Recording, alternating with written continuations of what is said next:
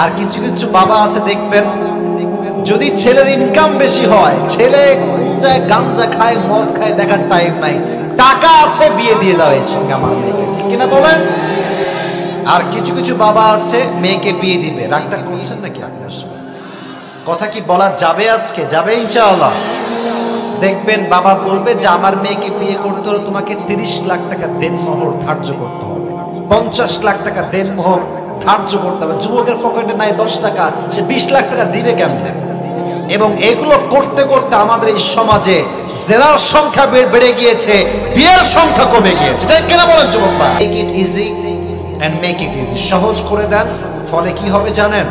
এই যে সমাজে জেনা, ব্যভিচার, অন্যায় চলছে, এটা থাকবে না। প্রত্যেকটা যুবক হবে বিবাহিত, চরিত্রবান যুবক হবে সবাই, ঠিক কিনা বলেন যুবক? আমাদের দেশ এমন একটা দেশ, এখানে চরিত্রের বড় অভাব পড়েছে। আজকাল যারা নর্তকী, সারা জীবন যাত্রাপালায় গান করেছে, এরাও সংসদে যাওয়ার চেষ্টা করে এবং সংসদে গিয়ে আলেমদের বিরুদ্ধে বক্তব্য দেওয়ার চেষ্টা তারা করে, ঠিক কিনা বলেন? কোনো বক্তব্য দেই না। আমাকে আগে একজন বলেছে, হুজুর রাজনৈতিক কোনো বক্তব্য দিবে না। আমরা ওইসব দিও না, আমরা ওগুলো বেশি একটা যাইও না। বাট আমাদের কথা একটা, দেশটাকে কেউ মগের মূল্যকে নিয়ে যাবে, বেঈমানি করবে, দেশের টাকা বিদেশের মাটিতে পাচার করবে, আর আমরা আঙ্গুল চুষবো, এটা কষ্টের কারো সম্ভব হতে পারে না।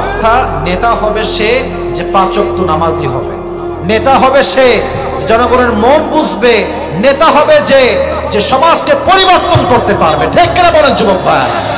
এরকম নেতা আল্লাহ তাআলা প্রত্যেকটা ঘরে ঘরে দান করুন, সকলে পড়েন আমিন। এবং আমাদের পুরো সমাজটাকে আল্লাহ তাআলা জিনা ব্যভিচার মুক্ত সমাজ দান করুন, সকলে পড়েন আমিন। এবার আমরা 3টা তাকবীর দিব। 3টা তাকবীর দিয়ে আমরা যে আয়াত থেকে তেলাওয়াত শুনেছি, কোরআনের আয়াত, সেখান থেকে আমরা তাফসীর পেশ করব ইনশাআল্লাহ। তো তাকবীর দেওয়ার জন্য সবাই রেডি আছেন তো ইনশাআল্লাহ? গলা হয়তো বা বসে গেছে সবার একটু। এবার সবাই দুটো হাত তুলেন, raise your hand, raise your hand. মাশাআল্লাহ, আমি তাকবীর দিব, আপনারা আমার সঙ্গে দিবেন। আমি দেখতে চাই বগুড়ার সারিয়াকান্দির যুবকদের শক্তি কত বেশি। রেডি আছেন সবাই ইনশাআল্লাহ? কান টান যেন ফেটে যায় তাকবীরের আওয়াজে। লিল্লাহি তাকবীর, লিল্লাহি তাকবীর, লিল্লাহি তাকবীর। এবার হাত ঝাঁকাবেন এমনি। আল কোরআনের আলো, আল হাদিসের আলো, কোরআন হাদিস যেখানে, আলেম ওলামা যেখানে, সারিয়াকান্দিবাসী যেখানে। আজকে আমাদের আলোচনার মূল সেন্ট্রাল থিম বা সাবজেক্ট ম্যাটার, মূল আলোচ্য বিষয় হচ্ছে জাহান্নাম। বগুড়ার সারিয়াকান্দির ভাইরা বলেন, আলোচনার বিষয়বস্তুর নাম কি? মাশাআল্লাহ, এটাই হচ্ছে বগুড়ার সুলকুল। এরা কথা বললে সিংহের মতো গর্জন দিয়ে কথা বলে, ঠিক কিনা? আমি আবারও প্রশ্ন করছি, আজকে আলোচনার মূল বিষয়বস্তু কি? জাহান্নাম। কিছু পয়েন্ট নিয়ে কথা বলি। How will be the hell fire look like?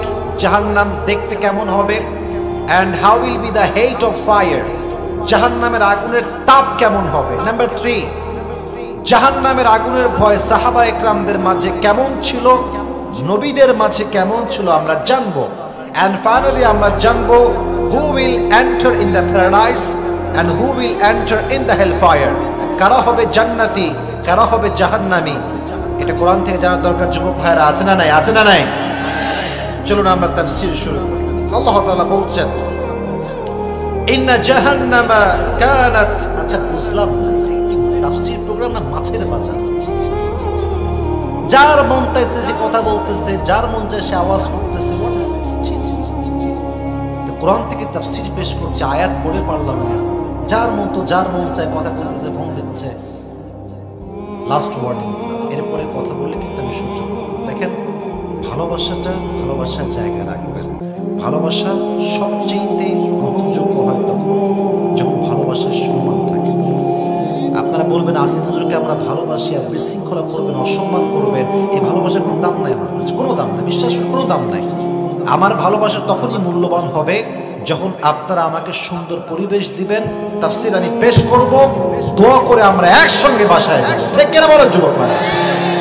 This is my last and final warning. পেছনে সামনে, বিশেষ করে এই বামে বামে, এই জাস্টটা গরম করে বারবার করে। এই ভলান্টিয়ার কোথায়? আমাদের ভলান্টিয়ার প্রোগ্রাম, ভলান্টিয়ার কোথায় প্রিয় ভাইয়েরা? রাখেন আশেপাশে। আমি বলছি এর কাছে মজা লাগতেছে মনে হচ্ছে। আর কেউ যদি কোনো কথা বলে আপনারা সাইজ করবেন, আমার জন্য কোনো কথা বলতে না হয়, ঠিক আছে ইনশাআল্লাহ? সবাই একটা তাকবীর দেন, মেজাজটা হট করবেন না, অনেক কষ্ট করে আসছে, প্লিজ আমার কষ্ট দিবেন না। তাকবীর দেন সবাই মিলে, লিল্লাহি তাকবীর। আল্লাহ তাআলা বলছেন ইন্না জাহান্নামা কানাত মিরসাদা, the hellfire is like a boat। এই জাহান্নামটা হচ্ছে একটা বিশাল বড় ঘাটির মতো। লিতাগিনা মাআবা, for the transgressors a place of return। যারা অবাধ্য হবে, বেনামাজি হবে, সুদখোর হবে, ঘুষখোর হবে, দেশের টাকা, দশের টাকা বিদেশের মাটিতে পাচার করবে, তাদেরকে জাহান্নামে জায়গা দিবে একজন। আওয়াজ দিয়ে বলেন তো তিনি কে? ইহা আহকাবা, টাইম লিমিটেড। তারা কতদিন থাকবে আল্লাহ এই আয়াতে বলেছেন, the people of hellfire they will live in the hellfire for age। জাহান্নামীরা যুগের পরে যুগ জাহান্নামে বসবাস করবে। তাদের খাবার কি হবে? আল্লাহ তাআলা বলছেন লা ইয়াযুকুনা ফিহা বারদা ওয়ালা শারাবা, they will have no food to eat and they will have no water to take। খাবার জন্য কোনো খাবার থাকবে না, খাদ্য থাকবে না, আর পানি পান করবার জন্য কোনো পানি জাতীয় খাবার থাকবে না, ইল্লা হামিমা ওয়া গাসাকা। যখন জাহান্নামীরা তৃষ্ণায় ছটফট ছটফট করবে, তখন তাদেরকে একটা পানি দেওয়া হবে গ্লাসে করে। এই পানিটা হবে রক্ত এবং পুঁজ দ্বারা গলিত পানি। নাউজুবিল্লাহ পড়বেন না আপনারা সবাই? This is the basic knowledge about the hellfire. এটা হচ্ছে জাহান্নাম সম্পর্কে একটা প্রাথমিক ধারণা দিলাম কোরআনের আয়াত থেকে, সূরাতুন নাবা 30 নম্বর পারার 1 নম্বর পৃষ্ঠা। এবার আসুন জাহান্নামে যে শাস্তি মানুষকে দেওয়া হবে, বগুড়ার সারিয়া কান্দির ভাইয়েরা, আমাকে you have to answer me loudly if you know that. যদি জানেন জবাব দিবেন মন খুলে, কোনো ভয় নাই। আমি আসিফ হুজুর, আমি ধমক দিতে নয়, ভালোবাসতে সবচেয়ে বেশি পছন্দ করি, ঠিক আছে যুবক ভাইয়ের কথাটা বলেন। জাহান্নামে আযাব দেওয়া সবচেয়ে বড় মাধ্যমটা কি হবে কে বলতে পারেন? আগুন। Right answer, right answer. বলেন কি হবে? আগুন। আগুনের তাপ যে কি হবে, আয়াতগুলো শুনলে আপনার দেহের পশম দাঁড়িয়ে যায়, যদি আপনি ঈমানদার তবে। আচ্ছা আচ্ছা আচ্ছা, এটা হচ্ছে একটা গ্লাস, এখানে কি আছে ভেতরে? চা আছে। একটু এদিকে তাকান, মনে করেন এটা গ্লাস নয়। Just for 5 minutes just think that this is not a glass। এটা কি? এটা হচ্ছে একটা মোমবাতি। এটা কি বাতি? মানে একটু ভাবে, আমি জানি এটা কোনো মোমবাতি নয়, just for an example, take it for an example। এটা হচ্ছে একটা মোমবাতি। এখানে উপরে কি জ্বলে মোমবাতির উপরে? এটা কিন্তু নিভিরবি আগুন, বিশাল লম্বা আগুন না, একদম ছোট্ট ছোট্ট আগুনের দলা ওঠে। তো আমি একটা মোমবাতি নিলাম হাতে, বললাম এই সারিয়া কান্দের যুবক এদিকে আসো। আসছে, হুজুর কি হয়েছে? বললাম যুবক, I will give you 1 crore টাকা, তোমাকে আমি 1 কোটি টাকা দিব। The condition is just only one condition, একটা শর্ত। কি হুজুর? তোমার যে আঙ্গুলটা আছে, you have to put your hand in the fire just for 5 minutes। তোমাকে আমি 1 কোটি টাকা দিব, তুমি তোমার হাতটা 5 মিনিটের জন্য আগুনে ধরে রাখবে। তুমি কি রাখবে? আমি তো আসতে শুনলাম, রাখবেন? রাখবেন? বললাম কেন? হুজুর ওই 1 কোটি টাকার চাইতে আমার একটা আঙ্গুলের দাম 1000 কোটি টাকা বেশি, ঠিক কিনা বলেন? আপনি আমার হাত পোড়াবেন, আমার ওই হাত থাকলে 1 কোটি কেন, আমি কয়েক হাজার কোটি টাকা ইনকাম আগামীতে করতে পারবো, ঠিক আছে না? আমি দিব না। আচ্ছা বলেন, দুনিয়ার আগুনের তাপ বেশি হবে না জাহান্নামের আগুনের তাপ বেশি হবে? আপনি দুনিয়ার সামান্য আগুনে একটা আঙ্গুল দিতে চান না, অথচ আল্লাহর হাবিব বলেছেন জাহান্নামের আগুনের তাপ দুনিয়ার আগুনের চাইতে 70 গুণ বেশি হবে। নাউজুবিল্লাহ বললেন না সবাই? কোরআনে আল্লাহ তাআলা বলেছেন জাহান্নামের আগুনের তাপ এত ভয়ঙ্কর হবে, এত বিশাল ভয়ঙ্কর হবে, লা তুবকি ওয়ালা তাদার লাওয়াহাতুল লিল বাশার। যখন কোনো মানুষকে জাহান্নামের আগুনের তাপ লাগবে তার গায়ে, তখন সে না বাঁচবে না মরবে।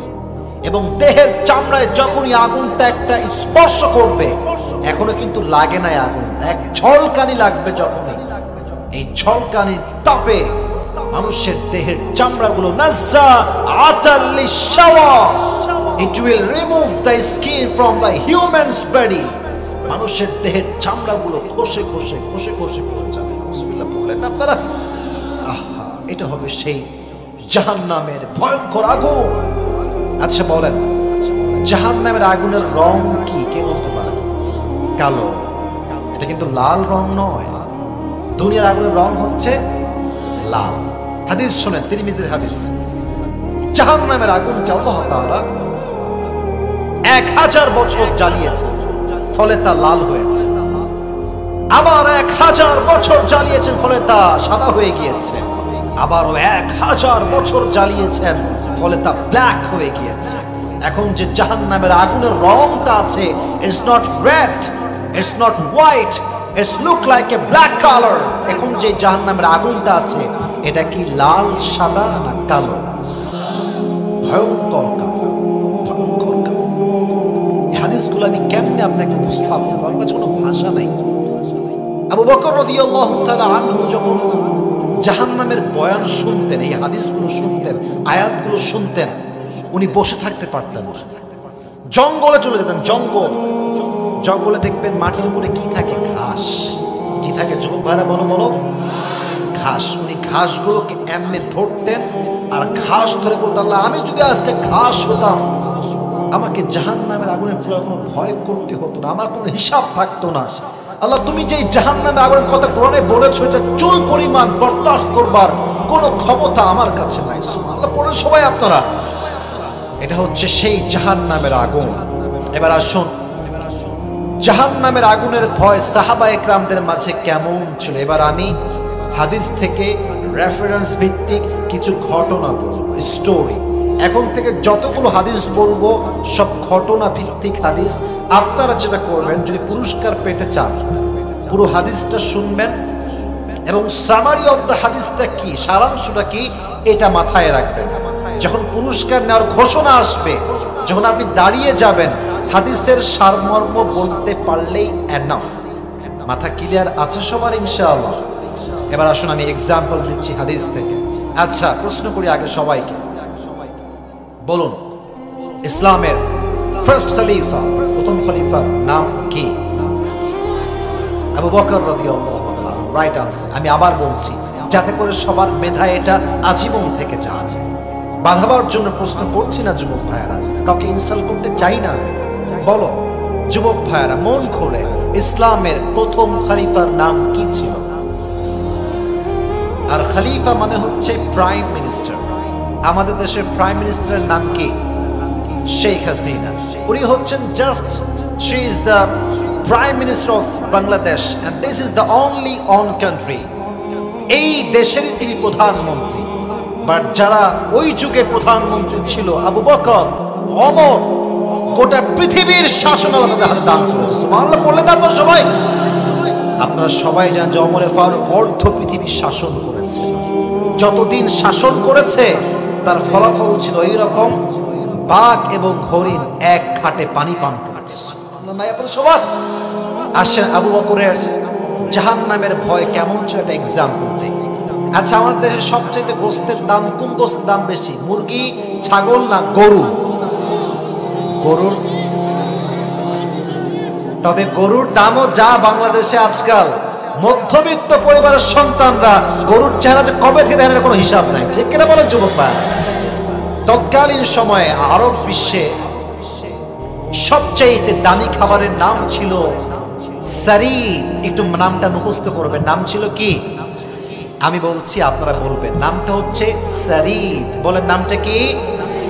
সারিদ হচ্ছে the most expensive food in Arabic world. সবচেয়ে দামি খাবারের নাম আরব বিশ্বে সারিদ। আবু বকর রাদিয়াল্লাহু তাআলা আনহু যখন বাসায় আসলেন, তার স্ত্রী ডাক দিয়ে বলছে, আবু বকর, তোমার সন্তান তোমার কাছে একটা আবদার করেছে, আবদারটা হচ্ছে তারা সারিদ খেতে চায়, প্রধানমন্ত্রীর কাছে আবদার। কিন্তু প্রশ্নের জবাব কি দিচ্ছি একটু ভালো করে বুঝবেন। উনি বলছে সারিদ খেতে চায় আমার কাছে, আমার কাছে তো ফুটা করি কিচ্ছু না, আমি কোনোদিনও খাওয়াতে পারবো না। কে বলছে? প্রধানমন্ত্রী। আমার কাছে সারিদ খাওয়ানো কোনো টাকা নাই, মাফ চাই আমি, আমার কাছে কিচ্ছু নাই। যখন তিনি এই কথা শুনলেন চুপচাপ থেকে গেলেন, স্বামীর উপরে কোনো কথা বললেন না। দীর্ঘ 3 মাস পরের কথা, হঠাৎ তিনি যখন বাসায় আসলেন, তার বউ আসছে, ছোট্ট একটা প্লেট তার হাতে আছে, বলছে এই নেন প্লেট। কি আছে প্লেটে দেখি তো? দেখছে প্লেটে কয়েক টুকরা সারিদ রাখা আছে। তো বলছে এই সারিদ তুমি কই থেকে পেলে? আমি তো তোমায় কোনো টাকা। আমার শেষ সবাই তাকবীর দেন, লিল্লাহি তাকবীর, লিল্লাহি তাকবীর। কোরআন সুন্নাহর আলো, আল হাদিসের আলো, কোরআন আছে যেখানে, আলেম ওলামা যেখানে, বিদআত আছে যেখানে, আমরা নাই। আল্লাহ যেন কবুল করুন, আমিন। আজকে আমরা লম্বা চওড়া কোনো কথা বলবো না। ইন ভেরি শর্ট টাইম আমরা কিছু কথা কোরআন এবং হাদিস থেকে বলবো, এবং আপনারা শুনে যাবেন। শুধু শুনে গেলেই হবে না, আমলও করতে হবে, ঠিক আছে ইনশাআল্লাহ? পিন পতন নীরবতা আমি চাই, পিন পতন নীরবতা। একটা লোক কোনো সাউন্ড করবে না। এই যুবক, যা হোক তোমরা কেউ আওয়াজ করবে না, আমারও তো খেয়াল করবো না কেউ। আমি অনেক প্রোগ্রাম করি, যুবকদের ভিড়ে আমি কথাই বলতে পারি না, এটা খুবই খারাপ। তোমরা এসেছো লেকচার শোনার জন্য, ছবি তোলা হচ্ছে একটা আউট অফ পারপাস কাজ, এটা আমাদের মূল উদ্দেশ্য না। মূল উদ্দেশ্য হচ্ছে আমি কি বললাম, আপনি কি রিসিভ করলেন, কি আপনি অ্যাপ্লাই করলেন, that is the matter of fact. যদি আমল করতে পারেন তাহলে এই ওয়াজ সফল, লাইট সফল, প্যান্ডেল সফল। আর যদি আপনি আমল না করতে পারেন, এই ওয়াজ দিয়ে 1 পয়সা কোনো লাভ হবে না। আপনারা কি ছবি তোলার জন্য পাগল হবেন না ওয়াজ শোনার জন্য পাগল হবেন? মাশাআল্লাহ, আল্লাহ কবুল করুন, আমিন। আজকে খুতবার শুরুতে আমি একটি আয়াত তেলাওয়াত করেছি। আল্লাহ তাআলা বলেছেন, কুল্লু নাফসিন যায়িকাতুল মাউত। আল্লাহ তাআলা বলেছেন প্রত্যেকটা মানুষকে মরতে হবে না, মরতে হবে না। Everyone has to take the test of death. Jai ho, whoever you are, doesn't matter. You are prime minister, doesn't matter.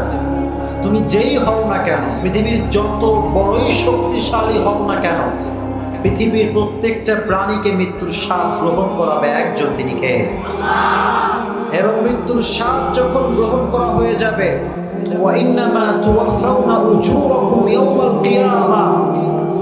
মৃত্যুর পূর্বে তোমরা যে ভালো কাজ করেছো, যে খারাপ কাজ করেছো,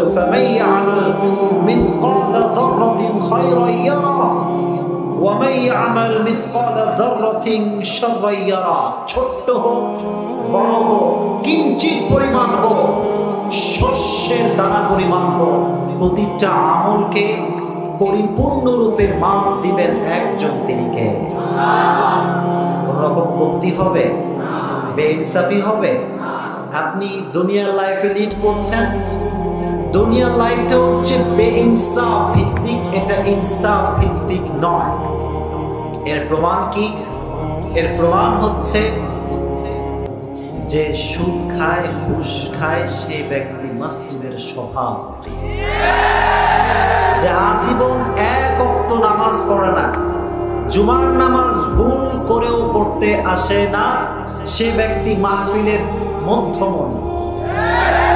আছে না নাই?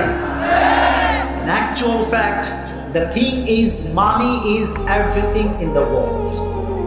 বাংলাদেশের প্রেক্ষাপটে ব্যাপারটা এরকম হয়ে গিয়েছে, টাকা আছে যার, সম্মান আছে তার। চাই এটা সত্যিকার অর্থ কিংবা ফেক হোক, সালাম দিলেই মানুষ খুশি। এবং সালাম দেয় সামনে, পেছনে গিয়ে কয় এর মতো শয়তান ইতরা কেউ না। এরকম হয় না, এরকম হয় না মনে হয়? না না না, হয় না ডেফিনেটলি হয়। ইভেন মনে রাখবেন, আল্লাহ তাআলা মৃত্যুর পরে যে লাইফটা আপনি লিড করবেন সেখানে সব হিসাব হবে বরাবর। একটা উঠবেও না, একটা নামবেও না, সব কিছুকে ইকুয়াল সমান সমান করে দিবে একজন দিনকে। এজন্য আমাদের অবস্থা হচ্ছে এরকম যে আমরা চোখের সামনে ভাব দেখি একরকম, কিন্তু ভেতরে চলে কিন্তু আর এক রকম। ঠিক কিনা বলেন? আপনি কি মনে করছেন যে এই ওয়াজ মাহফিলের পক্ষে সবাই না? কিছু কিছু লোক আছে তারাও ট্রাই করেছে, সুযোগ পেলেই তারা মাহফিলটা বন্ধ করে দিত। কারণ সমাজে এমন কিছু লোক বসবাস করে তারা ডবল স্ট্যান্ডার্ড ফেস মেইনটেইন করে, তাদের ভেতরে একরকম বাহিরে আর এক রকম। এরকম লোক আছে না নাই? ইভেন দেখবেন এত সুন্দর মাহফিল, এত যুবক, এত কিছু এখানে আছে, কালকে কিন্তু চায়ের দোকানে এই মাহফিল নিয়ে একটা সমাবেশ বসবে। কথার মায়ের পাশ বোঝেন না আপনারা? বসবে কি বসবে না? বসবে। বসে কি করবে জানেন? যে কোনো দিনও ভুলেও মসজিদে আসে নাই সে একটা চায়ের টান মারবে আর বলবে যে প্রধান বক্তার ওয়াজ কেমন লেগেছে বল। আর আরেক লোক দাঁড়ায় থাকবে ঠিক ওখানেই, হাতে আছে বিড়ি। হাতে আছে কি?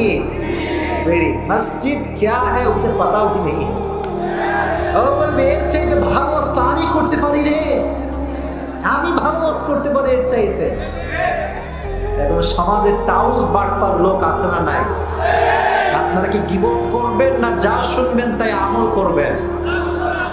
আল্লাহ যেন আমল করার তৌফিক দান করে, কারণ আমিন। আজকে লেকচারের টপিক হচ্ছে the death and the life of hereafter. মৃত্যু এবং কবরের জীবন নিয়ে আজকে আমরা কথা বলবো। জবান খুলে বলেন ইনশাআল্লাহ। আল্লাহ তাআলা বলেছেন প্রত্যেকটা মানুষকেই মৃত্যুর শ্বাস গ্রহণ করতে হবে, কেউ চাইলে এটার থেকে পালাতে পারবে না। এজন্য আল্লাহ তাআলা বলেছেন قل إن الموت الذي تفرون منه فإنه ملاقيكم ثم تردون إلى عالم الغيب। আল্লাহ বললেন নবী আপনি বলে দেন, যে মৃত্যুর থেকে তোমরা পলায়ন করতে চাও, যে মৃত্যুর থেকে তোমরা পালিয়ে যেতে চাও, সেই মৃত্যু তোমাদেরকে দিবে একদিন। তিনি কে? আল্লাহ তাআলা সঠিক সময়ে দিবেন।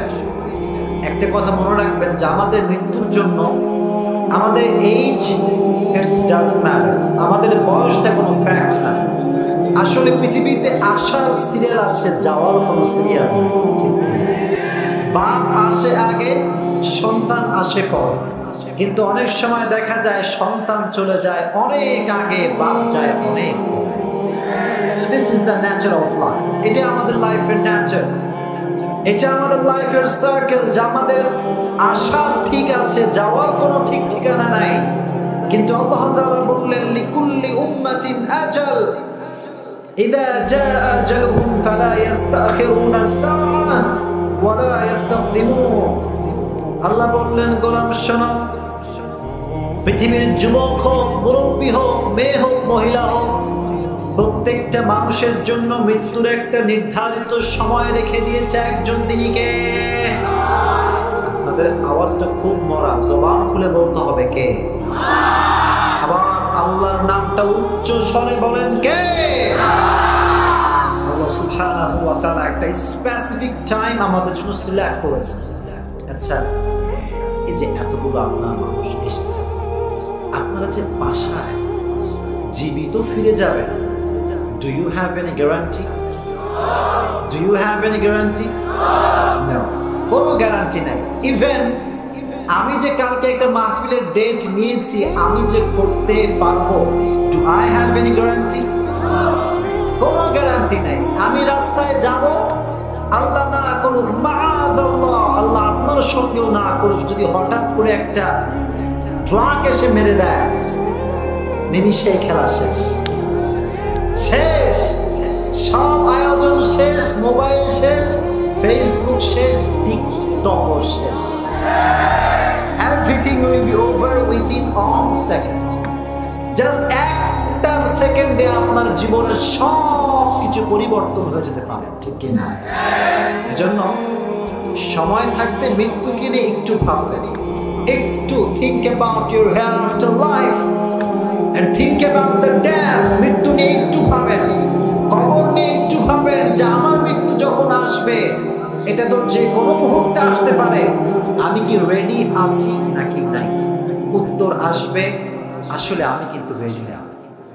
আপনি কি রেডি আছেন? আসলে রেডি নাই। কারণ যদি কেউ রেডি থাকে মৃত্যুর জন্য, সুদের টাকায় ব্যবসা করতে পারবে। কথা বললেন না? যদি কেউ মৃত্যুর জন্য রেডি হয়, তেলের দাম বাড়িয়ে সিন্ডিকেট করতে পারবে না। তেলের দাম বাংলাদেশে বাড়ছে, শুনছেন না আপনারা? শোনেন, আপনি আর আমি যতই বলি বাংলাদেশ ধনী লোক ধনী লোক ধনী লোক, আমি বলবো যদি সবাই বলে এই কথা যে বাংলাদেশের সবাই ধনী, আমি বলবো সে একটা প্রকৃতপক্ষের কানা। চোখ আছে কিন্তু দেখে না। আল্লাহ তাআলা কোরআনে বলেছেন, লাহুম কুলুবুল লা ইয়াফকাহুনা বিহা ওয়া লাহুম আ'ইনুল লা ইউবসিরুনা বিহা। সমাজে এমন কিছু লোক তোমরা দেখবা যাদের দিল আছে, দিল দিয়ে চিন্তা করে না। চোখ আছে, চোখ দিয়ে দেখে না। এজন্য যারা তেলের দাম বাড়িয়ে যে সিন্ডিকেট করে, তারা কি আসলে মৃত্যুর জন্য রেডি আছে? জোরে কোন আছে? আমরা যারা বসলাম, আমরা আজ থেকে নিয়ত করলাম যে আমাদের মৃত্যু যে কোনো সময় আসতে পারে। এটার জন্য সবাই রেডি থাকবেন তো ইনশাআল্লাহ? যুবক, বামের যুবক তোমরা বলো, সবাই বলেন ইনশাআল্লাহ। আর আপনারা কেমন কথা রাগ করছেন নাকি? কথাগুলো কি বোঝা যায়? কথা কি অস্পষ্ট না স্পষ্ট? স্পষ্ট ভাষায় কথা বলবো, সুরের অপেক্ষা আবার কেউ কইলেন না যে হুজুর মারাত্মক সুর দিয়ে কামাই ফেলবে। আমি ওরকম কোনো সুর দিব না। আমার কথা হচ্ছে সেটা যেটা সমাজের কথা, আমার কথা হচ্ছে সেটা যেটা যুব সমাজের কথা। কারণ আমি বিশ্বাস করি যদি যুব সমাজ পরিবর্তন হয়ে যায়, গোটা সমাজটাই পরিবর্তন হয়ে যায়। I believe যে যদি যুব সমাজ পরিবর্তন হয়ে যায়, গোটা বাংলাদেশ পরিবর্তন হয়ে যাবে। যুবকদেরকে নিয়ে কথা বলার দরকার আছে না নাই? এর জন্য প্রিয় ভাইরা, মৃত্যুর জন্য রেডি থাকবেন। এই যে আমরা যখন রাস্তাঘাটে হাঁটি, আমরা খালি দেখি যায় রে কি বিশাল বড় বিল্ডিং, 10 তলা বিল্ডিং, 15 তলা বিল্ডিং দেখে আমি ভাবি আয় রে, আমার তো একটা ভাঙা টিনের চাপড়াও নাই। কত চিন্তা, কত স্বপ্ন, কিন্তু আসলে যে 15 তলা দেখি খুব আফসোস করছে, কোনো খবরই নাই যে এই 15 তলার মালিক এখন কবরের মাটির তলে ঢুকে গিয়েছে। কি ঠিক না প্রিয় ভাইরা? এটা হতেই পারে, যে কোনো সময় আপনাকে মৃত্যু দিতে পারে একজন, তিনি কে? আল্লাহ বললেন গোলাম মৃত্যুর জন্য একটা সময় নির্ধারণ করা রয়েছে।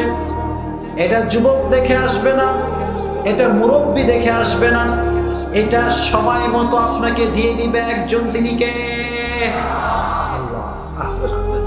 অনেক সময় মাহফিলে আমরা যাই, সভাপতির নাম করছি, মাহফিলে বসে থেকে পেছন থেকে বলছে হুজুর সভাপতি সাহেব কালকে শেষ হয়ে গেছে, কালকে শেষ হয়ে গেছে। হুজুর আর নাই, ওনার নাম আপনি পড়েন না, দোয়া করে দেন। সভাপতি সাহেব যখন তার নামটা দেখেছিল পোস্টারে, সে কি কখনো ভেবেছিল যে এই মাহফিলে আমার থাকা হবে না? ভেবেছিল সে কখনো? ভাবে নাই।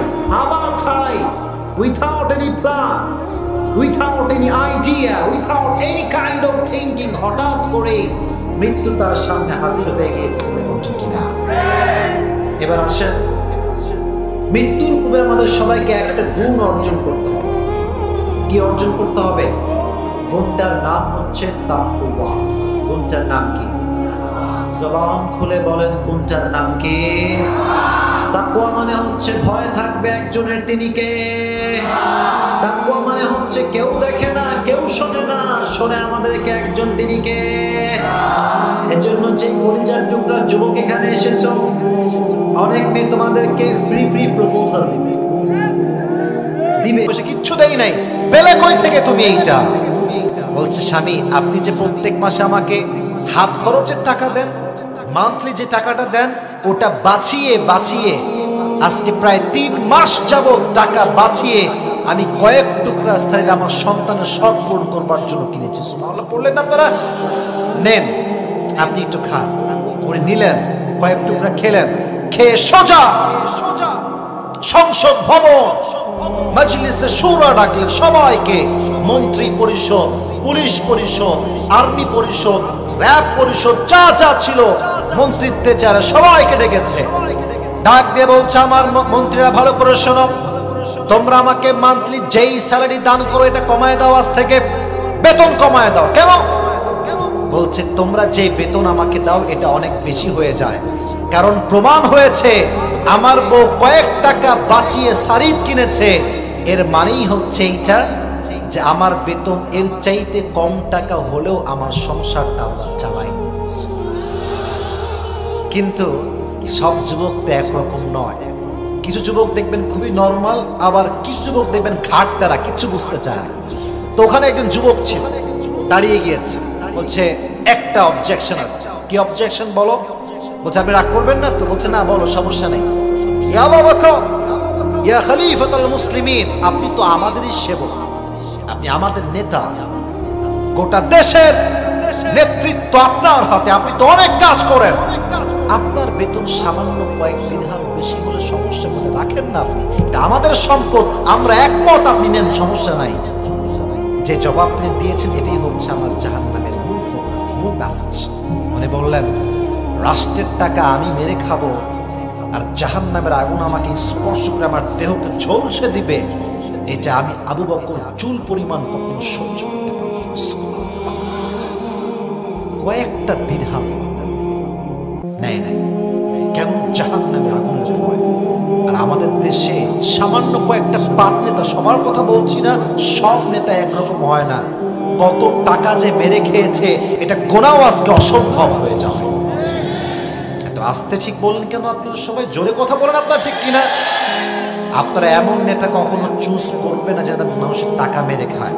আপনার সেই থেকে চুজ করবেন যে জনগণের হককে পরিপূর্ণ আদায় করে। ঠিক কিনা বলো যুবক ভাইয়ারা? 1 টাকাও মেরে খায় না। এবার বলেন ইসলামের সবচাইতে বীর পুরুষ যে খলিফা ছিলেন তার নাম ওমর ফারুক। আমার মুরব্বীরা খুবই অ্যাক্টিভ, জানে বামে, মাশাআল্লাহ। ওমর ফারুক রাদিয়াল্লাহু তাআলা আনহু। বলেন তো আমরা জুমার দিনে মেম্বারে দাঁড়িয়ে হুজুররা কি প্রদান করি? খুতবা। বলেন কি প্রদান করি? খুতবা। আচ্ছা এদিকে তাকান তো আমার দিকে একটু। এই যে আমি যেটা পরে আছি এই ব্লেজারের নিচে এই যে এইটা এটাকে পাঞ্জাবি না জুব্বা? জুব্বা। দেখবেন জুব্বা যেটা আমরা পরি এটা কিন্তু একদম টাকনু বরাবর আসে, আর পাঞ্জাবি যেটা আমরা পরি এটা কিন্তু হাঁটুর উপরে অথবা হাঁটুর নিচে। হাঁটুর উপরে যেটা হয় এটা হচ্ছে শর্ট পাঞ্জাবি, আর যেটা হাঁটুর নিচে যায় এটা হচ্ছে লং পাঞ্জাবি। আর জুব্বা যেটা হয় এটা হচ্ছে টাকনু বরাবর আসে। কেন বললাম? হাদিস শুনলে বুঝবেন। ওই পেছনে দুইজন কই যায়, এই এই কাহা যা রহে হো তুম লোগ ইয়ার? হ্যাঁ, খবরদার। আমরা না ওয়াদা করেছি আমরা কি করে দোয়া করে বাসা যাবো না ইনশাআল্লাহ? যাবো না ইনশাআল্লাহ? হ্যাঁ, যদি তুই একজন উঠে গিয়ে আমাকে মেসেজ দেয় হুজুর আমাদের ওয়াজ আর ভালো লাগছে, রাত অনেক বেশি গভীর রাত, তাহলে আমি দোয়া করবো। বাট আপনারা কি চান আমি এখনই দোয়া করে দেই? আপনারা ওয়াজ আমার শুনবেন তো ইনশাআল্লাহ? একজন দাঁড়িয়ে বলছে অমর একটা অবজেকশন আছে তোমার কাছে। কি অবজেকশন বলো? বলছে তুমি যে জুব্বাটা পরিধান করেছো জুব্বা এতটা লম্বা কেন অমর? তুমি কি রাষ্ট্রের টাকা মেরে খেয়েছো? আমি এই হাদিস যখন বলি বা শুনি আমার মনে হয় প্রধানমন্ত্রীকে এই কথা একজন সাধারণ আম জনতা বলছে, আর আমাদের দেশে এই কথা যদি সামান্য কেউ চেয়ারম্যান কেউ বলে, সব চেয়ারম্যানের কথাই বলছি না, বাট যদি বলে ওর চামড়া একটা খুঁজে পাওয়া যাবে না। ঠিক কেনা বলেন যুবক ভাইয়া? তুমি দেখবা মাঝে মাঝে এলাকার ভেতরে সারিয়া কান, এটা কি নাম ভাইরে? কিছু ছেলে বাইক চালা, বাইক, হ্যাঁ, বাপের টাকা দিয়ে বাইক কিনছে, এমন একটা ভাব R15 ফেজার জিক্সার নিয়ে অ্যাপাসি নিয়ে এমন টান দেয় রাস্তায়, ওনার বাপের রাস্তায়। এটা তুই কে রে? তোর বাপের নাম কি রে? আমার বাপের নাম অমক, ব্যবসায়ী, অমক চেয়ারম্যান। তোর বাপের পরিচয়, তোর পরিচয় কি তুই সেইটা? কথা আসতে কেন তা বলছে? তুই কে? তুই কে? তোর বাপকে চিনলাম, তোর বাপ চেয়ারম্যান, তুই কে বেটা? সবচেয়ে বীর পুরুষ হচ্ছে সেই পুরুষ যে বাপের পরিচয় নয়, নিজের পরিচয় পর্যন্ত লাভ করতে পারে। ঠিক কিনা বলেন যুবক ভাই? তো যখনই সে বলেছে তুমি এত লম্বা জুব্বা কেন পরেছো, প্রধানমন্ত্রীর রিয়াকশন, আমার এই ফেশিয়াল এক্সপ্রেশন, রিয়াকশন, রাগ নাই, ভাগ নাই, একটা মুচকি হাসি দিয়েছে। বলছে ভাই অবজেকশন এটা? আচ্ছা জবাব আমি দিচ্ছি, দাঁড়াও। উনি কথা বলতে দেরি, পাশে ছিল তার সন্তান আব্দুল্লাহ ইবনে ওমর, দাঁড়িয়ে গিয়েছে। সন্তান, তার ছেলে বলছে ভাই আব্বা জান নয়, জবাবটা আমি আপনাকে দিচ্ছি। কি হয়েছে, জুব্বা কেন লম্বা, আমি আপনাকে বলছি। বলো। সব মজলিস ভরা, হাজার হাজার মুরব্বী, যুবকের শয়লা, পুরো মসজিদ নববী ভরা আছে যুবক দিয়ে। তার সন্তান বলছে প্রত্যেক বছর দুইটা জামা আমরা পাই, একটা আব্বা পায়, একটা আমি পাই, কিন্তু আমার আব্বা পুরো মদিনার ভেতরে সবচাইতে লম্বা যুবক। উনি যে জুব্বা এবার পেয়েছেন, জুব্বাটা হাঁটু থেকে সামান্য নিচে নেমে আর নামে না। একজন খলিফাতুল মুসলিমিন যদি শর্ট জুব্বা পরে পাঞ্জাবির মতো, তার ব্যক্তিত্বের সঙ্গে এটা কি বগুড়া সারিয়াকান্দির ভাইরা যায়? যায়? যায় না। এখন কি করবে? যদি চায় তাহলে নতুন জামা কিনতে পারে কি পারে না? পারে। তো তিনি কেনেন নাই। তিনি বলেন এই সন্তান যাও, তোমার যে জুব্বাটা আছে ওইটা নিয়ে আসো। নিয়ে আসছে, বলছে তোমার এই জুব্বা আমার এই জুব্বা একসঙ্গে লাগাও আর দর্জিকে ডেকে নিয়ে আসো। দর্জি আসছে, কি হয়েছে? হে রাষ্ট্রনায়ক বলেন আমাকে হুকুম কি করবেন? বলছে আমার ছেলের জুব্বাটা নাও, আমারটা নাও, দুইটা মিলে তালি লাগিয়ে আমার জুব্বা একটু লম্বা করে দাও। তালি দেওয়া জুব্বা করেছে, রাষ্ট্রের এক পয়সা কখনো চুল পরিমাণ মেরে খায় না। আল্লাহু আকবার। এই রাষ্ট্রের যে নায়করা আছে, যে নেতৃত্ব যাদের হাতে আছে, সবার হৃদয়ে জাহান্নামের আগুনের ভয় থাকে, পুরো দেশটা আমার সোনার বাংলাদেশ হয়ে যাবে। ঠিক কিনা বলেন যুবক ভাইরা? এটা হচ্ছে জাহান্নামের আগুনের ভয়। এতটা বেশি প্রবল ছিল সাহাবায়ে কেরামদের মাঝে। এবার একটা প্রশ্ন, শেষ টপিক কিন্তু আমি চলে আসছি, বাট আমার ওয়াজ এখনো অনেক বাকি আছে। আমি প্রশ্ন করছি বোঝাবার স্বার্থে, দেখি আপনাদের নলেজ কতটুকু আছে। মা বোনেরা তো বাম পাশে আছে, বলেন জাহান্নামে পুরুষের সংখ্যা বেশি হবে না নারীর সংখ্যা বেশি হবে? খুব মজা লাগছে, নারীর সংখ্যা বেশি হবে। মাথায় রাখবেন এই হাদিসে একটা ব্যাখ্যা আছে। আচ্ছা আমার কথা বুঝতে আপনাদের কোনো সমস্যা হচ্ছে নাকি? বোঝা যায়? যায় যায় যায় যায়। হাদিস দুইটাই আছে। এক হাদিসে আসছে নারীর সংখ্যা বেশি হবে, আর এক হাদিসে আসছে পুরুষের সংখ্যা বেশি হবে। আমরা হুজুররা বড় ছাড়া পক্ষের হাদিস বলি, বিপক্ষের হাদিস কেউ বলতে চায় না। এক হাদিসে আসছে পুরুষরা অধিক পরিমাণে জাহান্নামে যাবে, বাট মোস্ট অফ দ্য হাদিস হচ্ছে এরকম নারীর সংখ্যা জাহান্নামে সবচাইতে বেশি হবে। বাট জাহান্নামে যাওয়ার সবচাইতে বড় কারণ হবে নামাজ। নামাজ, কোরআনে এটার রেফারেন্স আছে। আল্লাহ তাআলা বলছেন ইয়াতাসাআলুনা আনিল মুজরিমিনা মা সালাকাকুম ফি সাকার ক্বালু লাম নাকু মিনাল মুসাল্লিন। কিয়ামতের কঠিন ময়দানে জাহান্নামী মানুষগুলোকে প্রশ্ন করা হবে তুমি কোন আমলে জাহান্নামে আসছো, কোন কাজের কারণে? তারা ডাক দিয়ে বলবে ক্বালু লাম নাকু মিনাল মুসাল্লিন, আমরা হজ আদায় করেছি, দাড়ি রেখেছি, জুব্বা পরেছি, সব করেছি আমরা, বাট আমরা পাঁচ ওয়াক্ত নামাজে ছিলাম। একটাই কারণ, আজকে আমি জাহান্নামে হয়ে গিয়েছি, একটাই কারণ আমি নামাজ পড়ি নাই। আজকে হাজার হাজার যুবক আজকের মাহফিলে এসেছে, অনেক যুবক আছে এরকম, কবে যে ফজরের নামাজটা জামাতের সঙ্গে পড়েছে, ওকে প্রশ্ন করলেও সে উত্তরও করতে পারবে না। ও করবে কেমন? ও নামাজ জামাতের সঙ্গে পড়বে কেমনে রাত 3টা পর্যন্ত?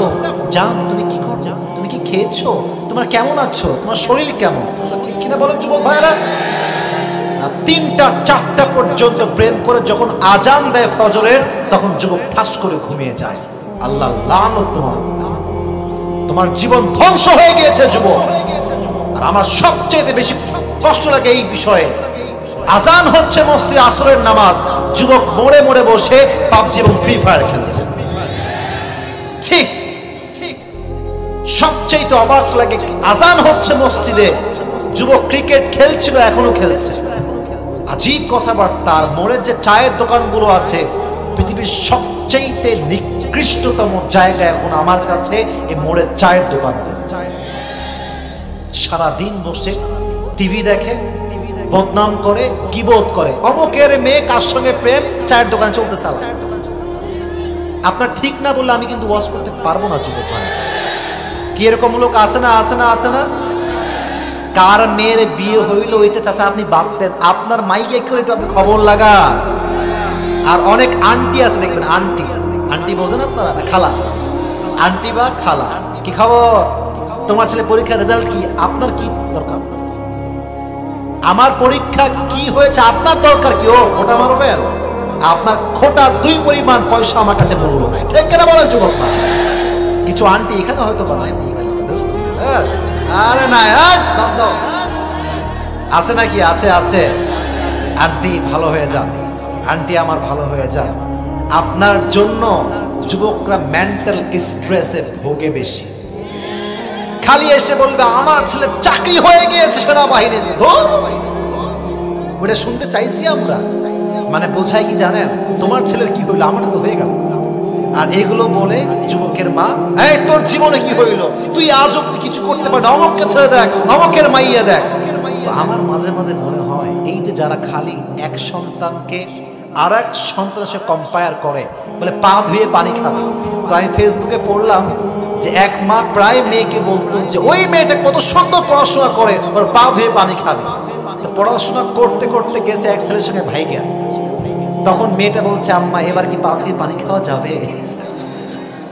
জায়গা মতো আমার বোনদেরকে বলো, মাদেরকে বলো, প্লিজ নিজের নিজের চরকায় তেল দেন। হ্যাঁ, মানুষকে নিয়ে ভাববেন না। যারা মানুষকে নিয়ে বেশি ভাবে তারা তাদের জীবনে কোনো উন্নয়ন করতে পারে না, ঠিক কেন বলেন যুবক ভাইরা? তো যেটা বলছিলাম, নামাজ যখন আজান হবে সব কাজ বাদ, প্রথম কাজ একটা স্লোগান দেন, নামাজের সময় নামাজ, কাজের সময়, আমি বলছি কাজের সময় নামাজের সময় নামাজ। আচ্ছা, আমাদের প্রিয় নবীজি তার জীবনের সর্বশেষ কথা ছিল কি? আপনারা বলবেন না, আপনারা বলবেন না? আমি আবার সবার থেকে শুনতে চাই, শেষ শব্দ ছিল কি? নামাজ। নবীজি যেদিন মারা যাবেন শেষ দিন, ফজরের নামাজের পরে তিনি শুয়ে আছেন তার ঘরের ভিতরে।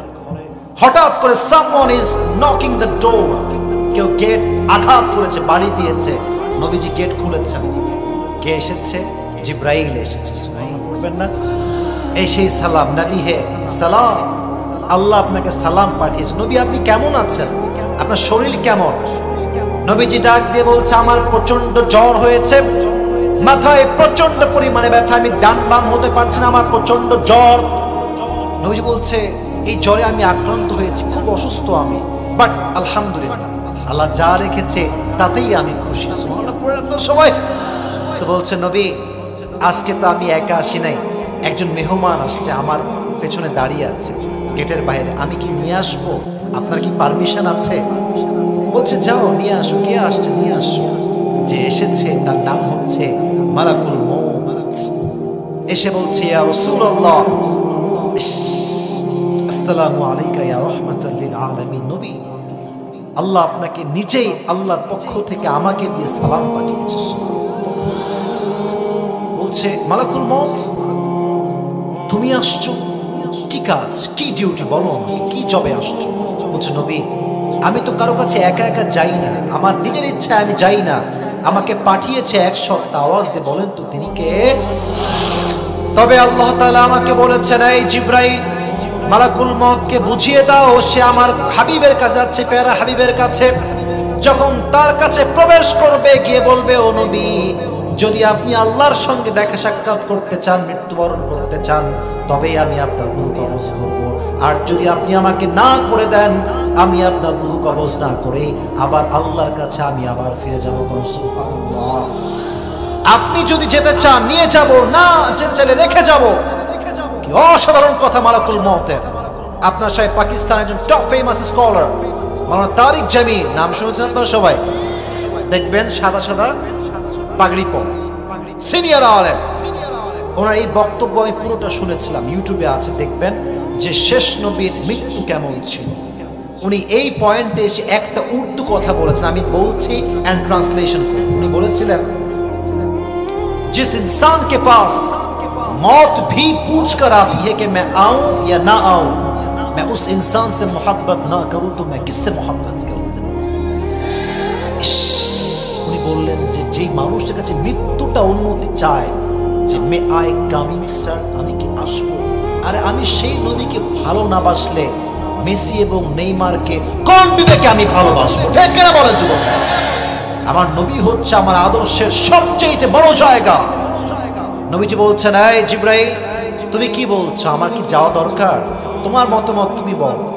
আর যার বাইক আছে, ক্যামেরা আছে, টাকা পয়সা আছে, তুমি চোখ বন্ধ করে 20টা প্রপোজাল এমনি পাইবে। এর কারণটা বাংলাদেশ হচ্ছে এমন একটা দেশ যে দেশের মেয়েরা চরিত্রবান ছেলেকে যেই পরিমাণ পছন্দ করে, টাকাওয়ালা বাপের ছেলেকে তার চাইতে বেশি পছন্দ করে। না এরকম মেয়ে নাই? আরে নাই নাই নাই নাই, আছে আছে আছে, এই এলাকায় নাই, অন্য এলাকায় আছে। আমি কিন্তু এটাকে বদনাম করতেছি না, এরাই বদনাম করতেছে।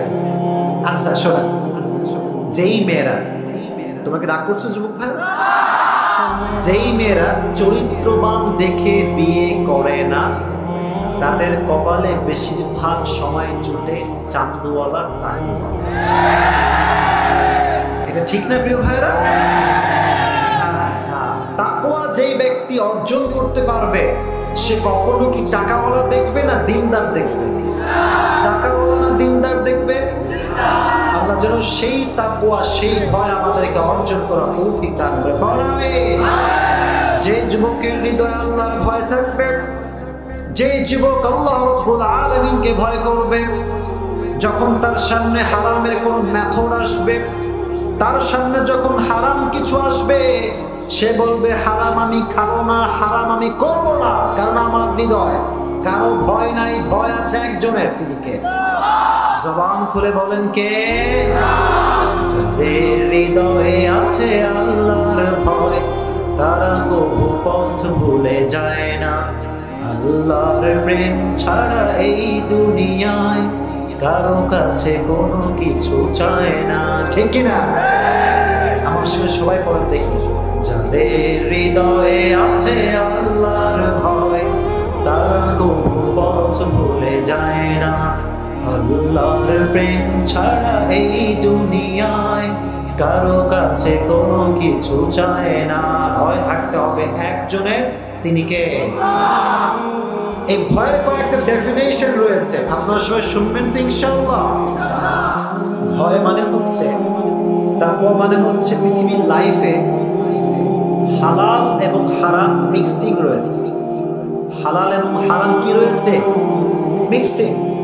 আপনি টেরই পাবেন না যে আপনি হারাম করছেন। ফর এক্সাম্পল, আমাকে সবাই উত্তর করবেন, বিয়ে এটা কি হারাম না হালাল? যুবকরা লজ্জা পাও নাকি তোমরা? বিয়ে এটা হারাম না হালাল? দেখো কথার পয়েন্টগুলো ভালো করে সবাই বুঝবেন। বিয়ে হালাল, কিন্তু অধিকাংশ বিয়ে এখন ডিজে গান ছাড়া হয় না। এমন গান বাজে, কখন কোনো সমস্যা নাই রে ভাই, সমস্যা খালি তাফসীর মাহফিলের মাইকের আওয়াজ শুনলে শুরু হয়েছে। সব মুনাফিকের দল ছিল কিনা? কোরআনের মাহফিল শুনলে যার গায়ে অ্যালার্জি শুরু হয়ে যায়, মনে রাখতে হবে মুসলমানদের রক্ত তার ভিতরে বয়রা ছিল কিনা। আর যখন আমরা দেখি গান যাদের বাড়িতে বাজে, তো আপনি আবার এইটা মনে কইলেন না যে সে নামাজ পড়ে, সেও কিন্তু 5 ওয়াক্ত নামাজ সামনের কাতারে পড়ে। আছে আছে আছে, অনেক বাবা আছে। আমি বলি আব্বা জান ये क्या कर रहे हैं आप, ये क्या हो रहा है? বলে হুজুর আমার মেয়ের বয়স একটু কম, তো করুক করুক করুক, একটু করুক করুক। আমিও একটা কথা বলে রাগ করবেন না, আমি বলি আপনি তো জাহান্নামে যান যান যান যান না, জাহান্নামে যান। তখন বলবে হুজুর আপনার মতো শত্রু কেউ নাই। হক কথা বললে মানুষ মানুষের শত্রু হয়ে যায়।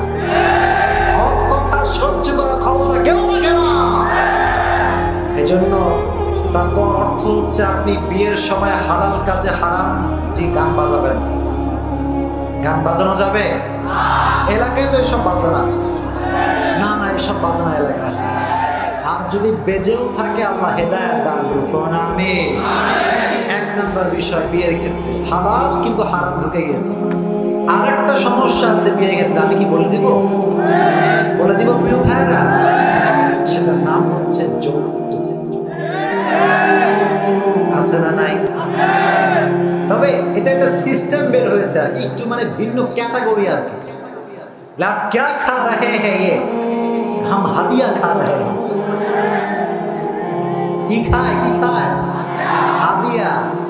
আর মেয়ের বাপ যখন দেয় এই হাদিয়াটা, মেয়ের বাপের মনে হয় যদি একখান জুতা খুইলা পিটাইতে পারতাম। ঠিক কিনা বলেন?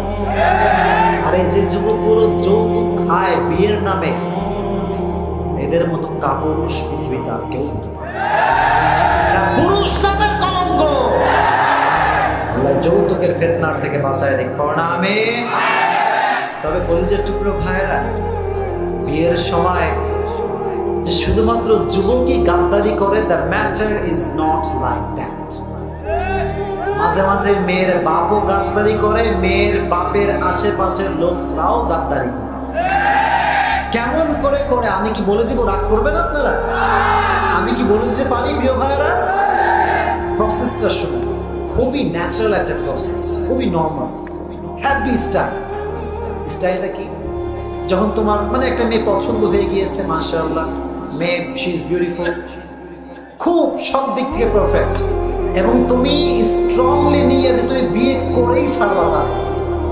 এখন একে কথা বলবেন না, পেছনে দয়া করে কাইন্ডলি স্টপ, পেছনে কেউ কথা বলবেন না। আপনারা কথা বললে আপনার লেকচার দেন, আমি থেমে যাই, যে কোনো একটা। আমি কথা বললে আমার কথা শুনতে হবে প্রিয় ভাই, একটা মাফিয়ার শৃঙ্খলা আছে। আমি এখানে কথা বলছি, ডানে কেউ কথা বলছে, বামে কেউ কথা বলছে, তো বিশৃঙ্খলা হচ্ছে। এই লোকগুলো খুব শান্তশিষ্ট লোক, এদেরকে শান্তশিষ্ট রাখতে হলে সবাইকে চুপচাপ থাকতে হবে। আর যদি না থাকেন দোয়া করে বাসে যেতে হবে, কারণ এই মাহফিলটা সফল যদি আপনারা করতে চান, আমার মেসেজগুলো আপনাদের কর্ণকুহরে পৌঁছাতে হবে। আপনারা সকলে শুনবেন তো ইনশাআল্লাহ। যখন আমি একটা সেন্সিটিভ ইস্যু নিয়ে কথা বলছি, ইটস ভেরি ডেঞ্জারাস। যুবকরা যখন কোনো মেয়েকে বিয়ের জন্য পছন্দ করে ফেলে, যে বিয়ে করে ফেলবে, সে গুনাহে থাকবে না, জেনায় থাকবে না, হারামে থাকবে না, এটা তার strongly intention. At the same time মেয়ে পক্ষের কিছু দালাল আছে, দালালগুলো বলে কি, আচ্ছা মেয়ের বাপই মাঝে মাঝে, আমি নিজে যুবকদের মুখ থেকে শুনেছি, এসে বলে বাবা তুমি আমার মেয়েকে বিয়ে করবা, এটাই আমার সৌভাগ্য, আমি আই ডোন্ট ওয়ান্ট এনিথিং, আমার আর কিচ্ছু লাগে না। তবে বাবা দেড় বেশি দেওয়া লাগবে না, 50 লাখ দিলেই হবে, দিলেই হবে, দিলেই হবে। যুবকের বেতন হচ্ছে 10,000 টাকা।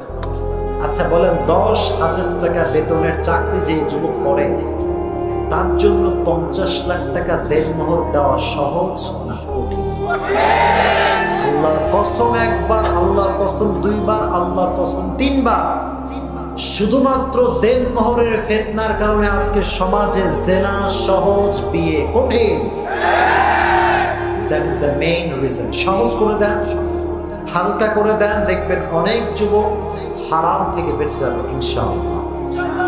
তাহলে তাকওয়া ভিত্তিক যে ব্যক্তি জীবন যাপন করবে, সে হালালের সঙ্গে হারামটাকে কখনো মিক্সিং করতে পারবে। আল্লাহ যেন আমাদেরকে তাকওয়া ভিত্তিক জীবন দান করে, পড়ুন আমিন। তবে কলিজার টুকরা ভাইরা, যারা মুত্তাকি হবে, যুবকরা, আমার কথা বোঝা যায়?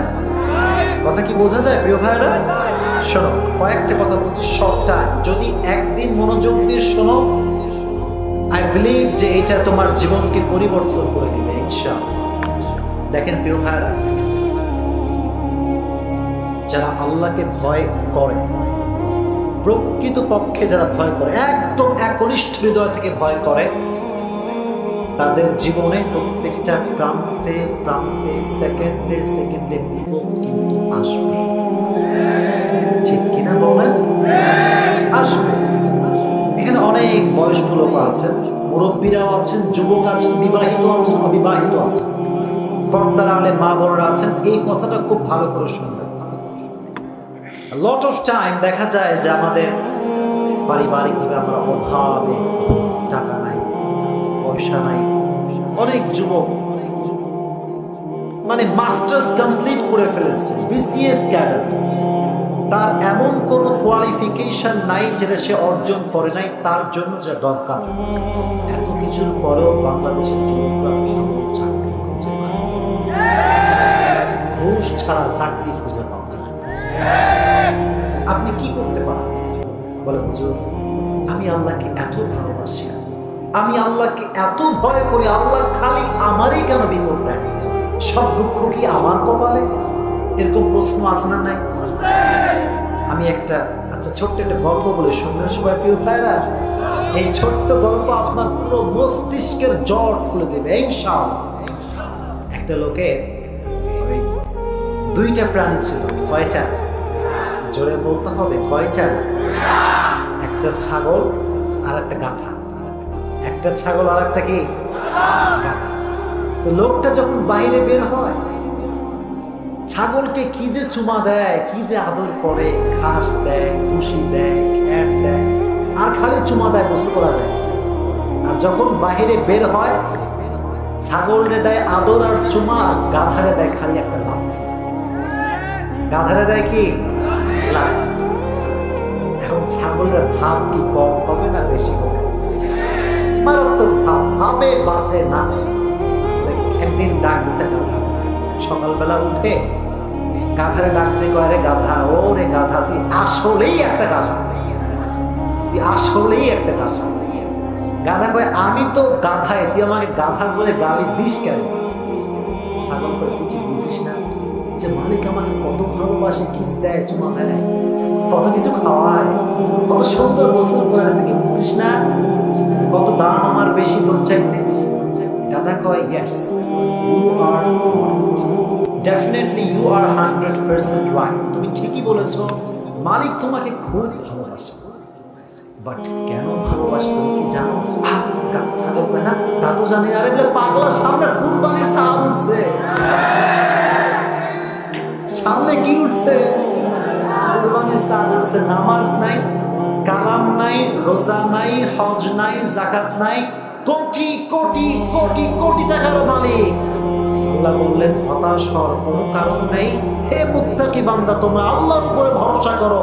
যে ব্যক্তি হারাম খায়, সুদ খায়, ঘুষ খায়, মাতাউন কলিসুর মাওয়াহুম জাহান্নাম ওয়া বিসাল মাসির, সুদের টাকা খেয়ে মরলে কনফার্ম যাবে জাহান্নামে। চলে গেল ঠিক কিনা?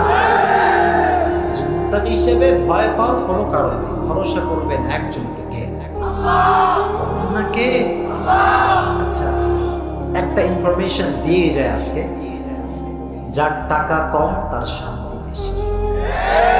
এটা আমি না, সায়েন্স বলছে। আপনি আমারে বিলিভ না করেন, সায়েন্স তো বিলিভ করবেন, ঠিক কিনা? সায়েন্স বলেছে প্রশান্তিময় লাইফ কারা লিড করে, তারা একটা রিসার্চ করেছে।